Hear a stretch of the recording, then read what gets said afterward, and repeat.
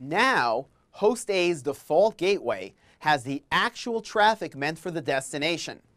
Routers maintain tables called, get this, routing tables that contain destination networks and directions for the router who to send the traffic to next.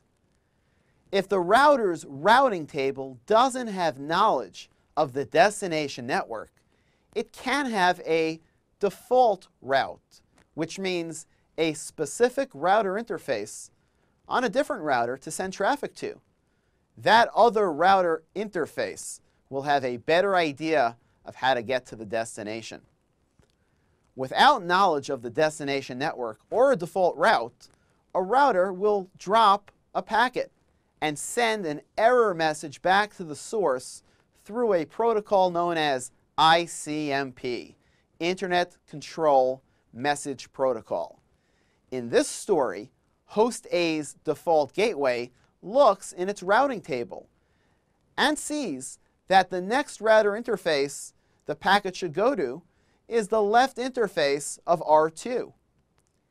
If the routers are connected by the Ethernet infrastructure, the same ARP process takes place. If the interconnection between routers doesn't use Ethernet, a different frame type is used.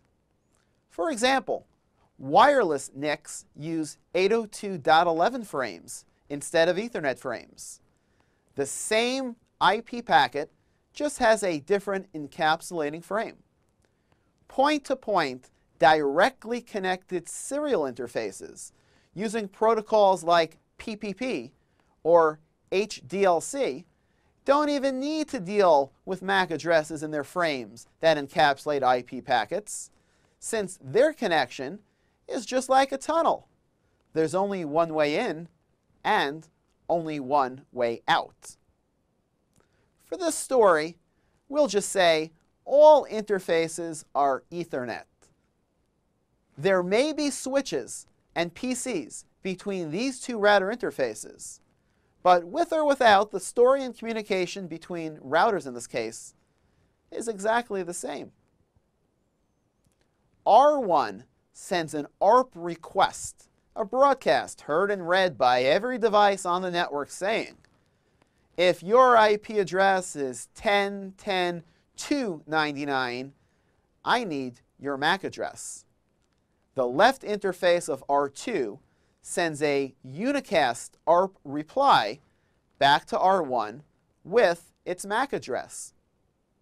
R1 re-encapsulates the original packet sent from A to X with a new frame.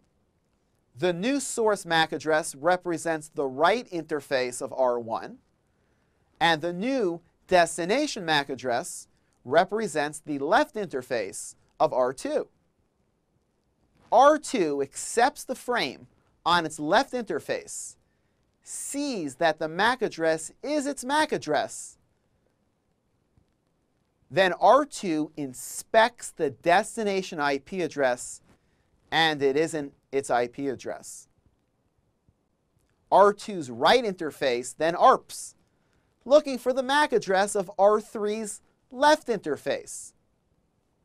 After the ARP reply comes back, the new source MAC of the frame is the right interface of R2. And the new destination MAC is the left interface of R3. Then R3's right interface finishes it off by actually ARPing for the destination, since the right interface of R3 is actually on the destination's network. The final frame has a source MAC address of the right interface of R3 and a destination MAC address of the actual destination, host X. The destination gets the frame, sees its MAC address, opens it up, and for the first time in the story, a device says, yes, that's my IP address too. The IP header is now stripped off, and the higher layer data is sent up the networking stack on the destination for processing.